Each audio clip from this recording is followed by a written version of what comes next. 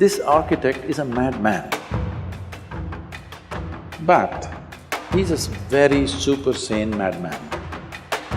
He built it in such a way, the audacity of him is such, if you pull down one column, the entire temple will come down. It's over 1,000 years ago, when there were no cranes, when there were no machines, when there were no trucks, when there were no any kind of mechanical things. They put a ramp of 10 miles, a mud ramp, and they brought this single piece of stone, 160 feet high above, and made a gopuram out of it.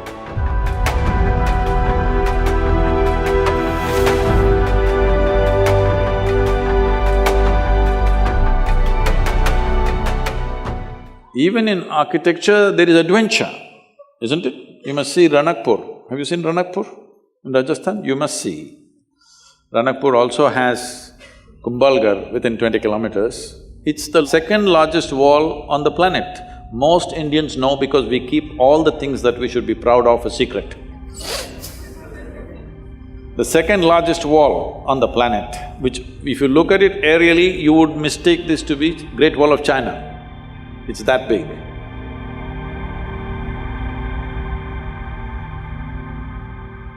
But most Indians don't even know there is a wall like this, it's in Kumbhalgarh. Close to that is Ranakpur. This architect is a madman, but he's a very super sane madman because he knows what he's doing.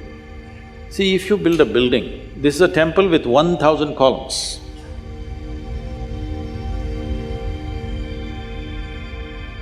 If you're thinking about safety, what would you do? Just in case over a period of time, if one column collapses, because those days the material is only stone, there is no steel and concrete and stuff. You would make sure if one column falls down, there'll be another column which will keep the temple up. No, he built it in such a way, the audacity of him is such, if you pull down one column, the entire temple will come down. His pride in his intelligence and capability is such that he made it in such a way, if one column comes, the temple should not exist. And it's standing for over 500, 600 years without any issue. You will see something like that in the yoga center. We built an elliptical dome, no steel, no concrete. And at the top, it's only 8 inches thick. And just to freak people, I left a 9 feet diameter hole. People said, this will going to collapse. It will not collapse.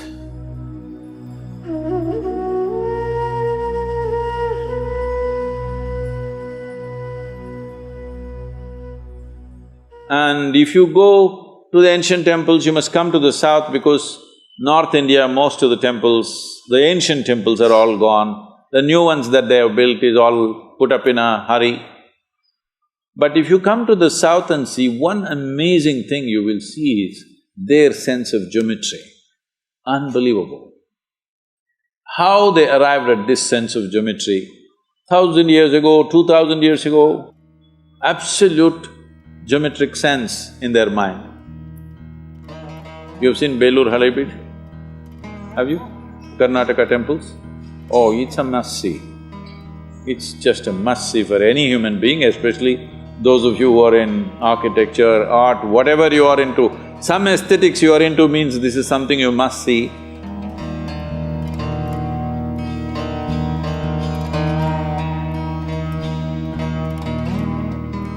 It's more than seeing those sculptures. You must look into the minds of people who did this. If you want to look into their minds, you must withdraw yourself into that time zone. It's over 1,000 years ago, when there were no cranes, when there were no machines, when there were no trucks, when there were no any kind of mechanical things, all by hand. Why would somebody endeavor to do something so phenomenal and so almost superhuman in terms of engineering and the physical difficulty of lifting these huge rocks and doing this carving business? Why would anybody do that? What kind of passion should be firing those people to do this is unbelievable. If you see the Tanjavur temple, have you seen? This Gopuram weighs, I think, what, 180 tons, huh? 180, is it? Does anybody know? I think somewhere in that range, over 120 tons for sure. And it is at a height of 160 feet. They put a ramp of 10 miles, a mud ramp, and they brought this single piece of stone, 160 feet high above, and made a gopuram out of it. Exquisitely carved.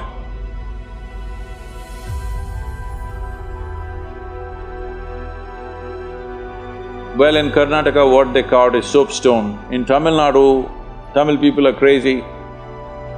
They carved granite into very fine structures, which is far more difficult than carving soapstone. And they put it up there. What is it that's firing these human beings?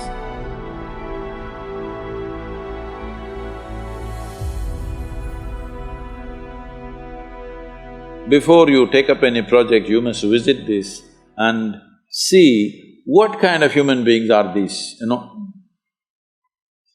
Just for aesthetics, understand? Not for livelihood. It's not a factory shed we're building, just for aesthetics. They were willing to invest their lives absolutely, everything they got. I think we need that culture back if we want to create a beautiful India, very important.